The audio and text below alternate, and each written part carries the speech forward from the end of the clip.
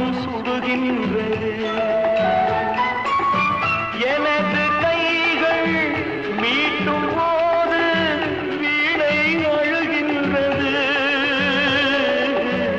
எனது கைகள் தழுவும் போது மலரும் சுடுகின்றது.